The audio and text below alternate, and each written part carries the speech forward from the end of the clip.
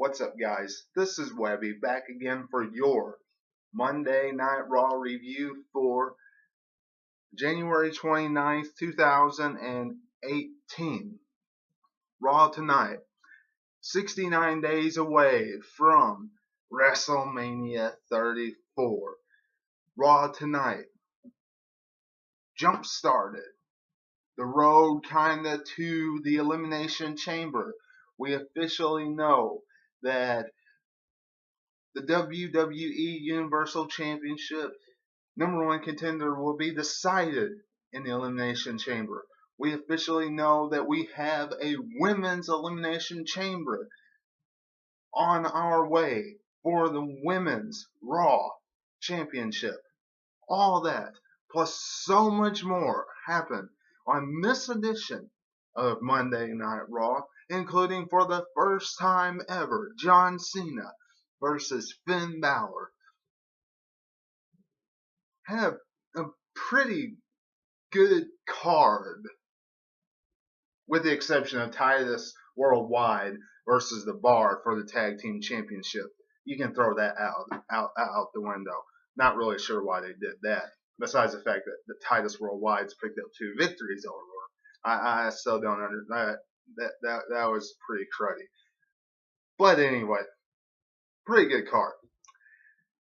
Now, if this is your first time coming into the channel, thank you very much. And go ahead and hit that subscribe button. It will be much appreciated if you like this video. And hit the bell for all notifications. If you are a subscriber, thank you very much as well. We are up to 105 subscribers on the channel. Follow me on Facebook at 2007 Webby. Everything is appreciated because all that hard work does go into this channel to make it what it is for you wrestling fans. Now, Monday Night Raw. Asuka, Sasha Banks, Stephanie McMahon kicked off the show. Stephanie talking about how wonderful the Royal Rumble was last night, the road to WrestleMania, welcome to Monday Night Raw. The usual spiel that the main boss would give as soon as they come out. And hyping up Monday Night Raw. Well, then she hypes up what happened with Ronda Rousey. Quite frankly, we're not going to know what Ronda Rousey is going to do, really, until after Elimination Chamber. That's my guess. That last 4 or 5 weeks before WrestleMania, that's when we'll know what Ronda Rousey will do. And my guess is it'll be against Charlotte. But this entire segment, really, in Raw, when it comes to women, means nothing when it comes to Ronda Rousey. Because Asuka comes out and she starts talking about everything she's going to do at WrestleMania, as far as I can tell. And then Sasha Banks comes out and says she's the legit boss, the Iron Woman, all this stuff, and she's going to break Asuka's streak tonight on Raw. And the only thing I want to say about this is they put on a good matchup. I really enjoyed their match tonight. However, give me a break, WWE, about Sasha Banks. You make her the Iron Woman of the Royal Rumble last night. And then you put her on Monday Night Raw the night after just to have her get fed to Asuka.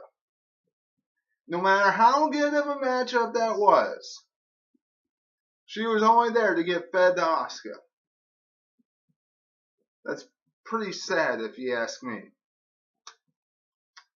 So, I mean, I really just don't like that.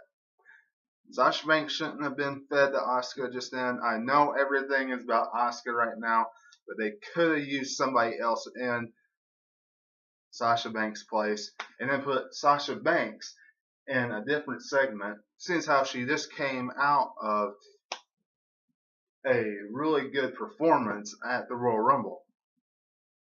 That's just my thought. Y'all let me know what you're thinking in the comments below about that. Braun Strowman, we go from that to Braun Strowman versus Kane in a last man standing matchup. Braun Strowman versus Kane after the Asuka and Sasha Banks talking segment. The match came later on in the night. But Braun Strowman versus Kane and last man standing, this contest didn't even last long. I mean, not really. Kane didn't even get an entrance. Shows what WWE thinks of the big red machine. Of course, according to Corey Graves, he's a human being now. Used to, he was a machine. They didn't refer to him as a human being. So, I guess he's dwindling. Kane doesn't mean as much anymore.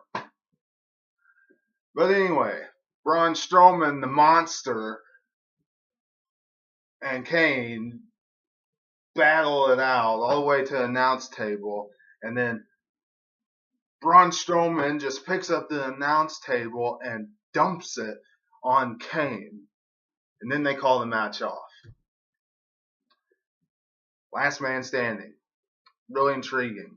The only thing I can say is I'm glad it ended real quick and out of the way, because honestly, this rivalry is getting done. It's dead. It's over with. Whatever. Please let it be done. Don't want to see any more of Braun Strowman and Kane. No more. Braun Strowman's going to the Elimination Chamber. Will he win the Elimination Chamber? No. But he continues to look like the best, hottest thing in the WWE today. He is the hottest, white hot, with the fans right now. The Miz versus Roman Reigns for the Intercontinental Championship. This contest, I didn't think Roman Reigns was going to recapture the Intercontinental Championship. Number one, it wasn't the last match on the show.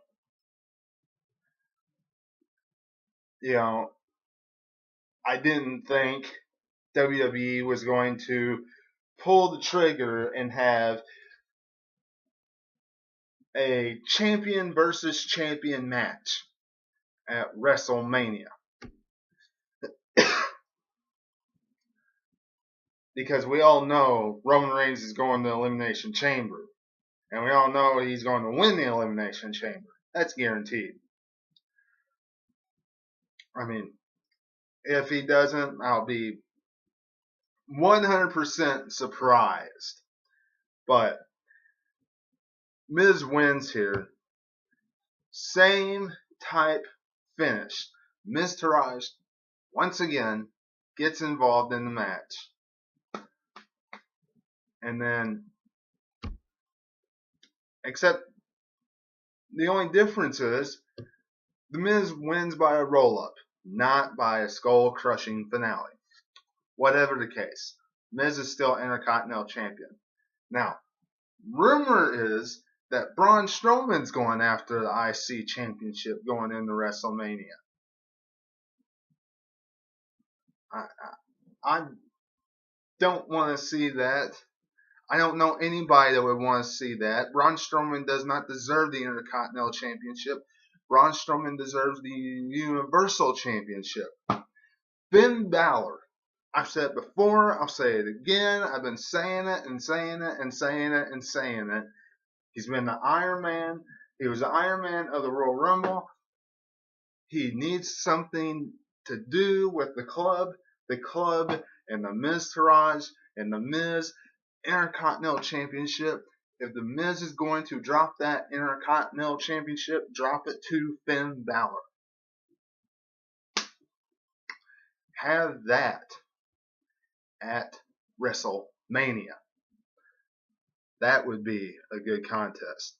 Much better than seeing Braun Strowman just wipe out the Miz and the Miz Taraj in a couple of seconds, because you know that's what will happen. The Revival beats Rhino and Heath Slater. Do I care? No. Do you care? No. Let's see.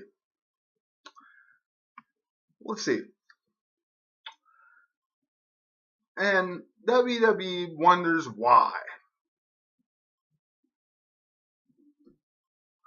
Maybe because Revival was hurt for so long and they were off TV. That's not their fault. Maybe because even though it was entertaining to watch Razor Ramon throw a toothpick and their face and the sweet chin music and the pedigree and all that stuff, maybe it's because they got absolutely destroyed at Raw 25.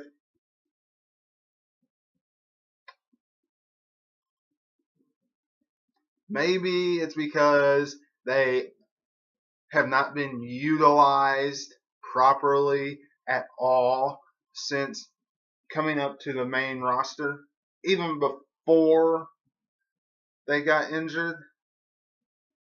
Not really. So do I care that they beat Rhino and Heath Slater? No. And am I going to care about the Revival even if they get their little bitty push?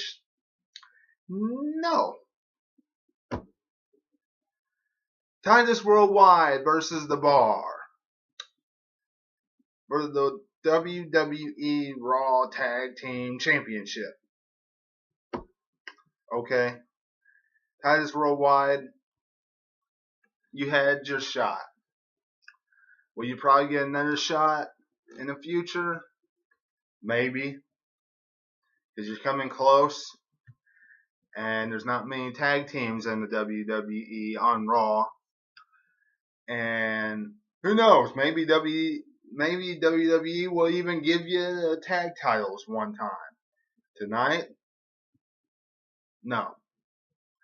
And I'm glad. I hope they don't give you the tag titles because Titus Worldwide, you don't deserve the tag team championship. The Bar, victorious. And it was probably the closest Titus Worldwide has come to capturing those tag championships. But whatever. Do I really care about the match? No. Elias beats Matt Hardy. We all kind of figured this would happen. Elias going to the Elimination Chamber. And in the main event, Finn Balor versus John Cena. Good contest. Can't really complain about it. These two gave us a knockdown, drag out affair, a brawl. You know, first time these two have faced each other.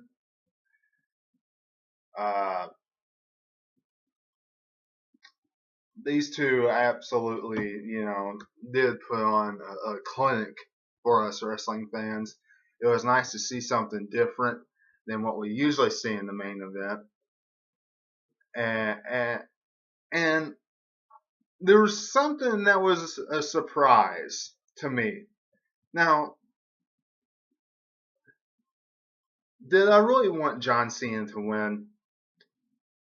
No. Did it surprise me that he won? No, because Elias was already in the match. Elimination Chamber. But is he going to win the Elimination Chamber match, John Cena? Absolutely not. That's number one. Number two, WWE, with this road to WrestleMania starting, in the past, they have always started building towards at least more than one WrestleMania match.